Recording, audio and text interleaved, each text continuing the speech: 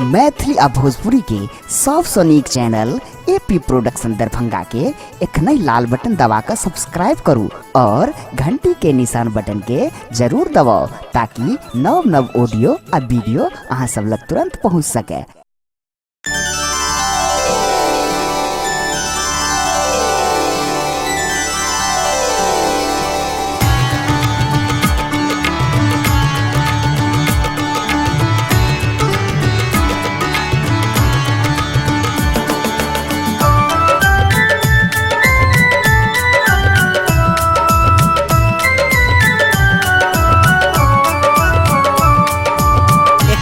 सब सुन रहल छी एपी प्रोडक्शन के प्रस्तुति।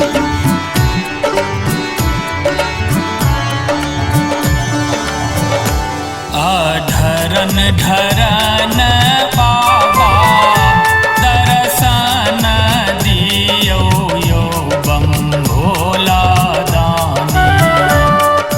ढरन ढरन बाबा दर्शन दियो दुखिया पर होइयौ ने सहाय यौ बम भोला दानी। दुखिया पर होइयौ ने सहाय यौ बम भोला दानी।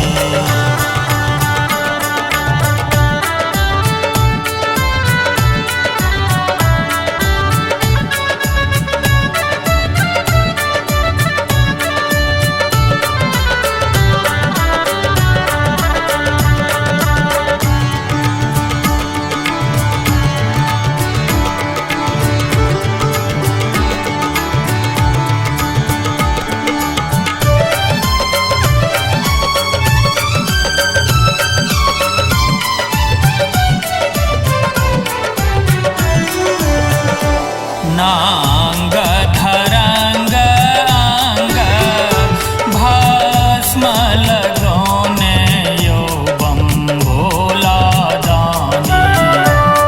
नांग धरंग अंग भस्म लगौने यो बम भोला दानी।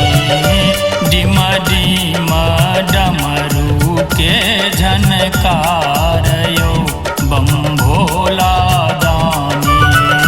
डिम डिम डमरू के झनकार यो बम भोला दानी। दुखिया पर होइयौ ने सहाय यो बम भोला दानी।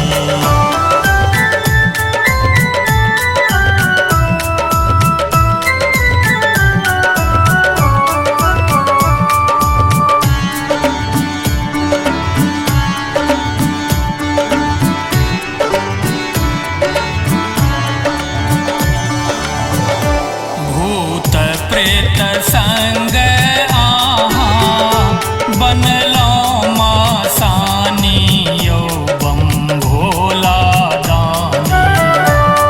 भूत प्रेत संग आहाँ बनलौं मसानी यो बम भोला दानी। विषधर लपटौने गला यो बम भोला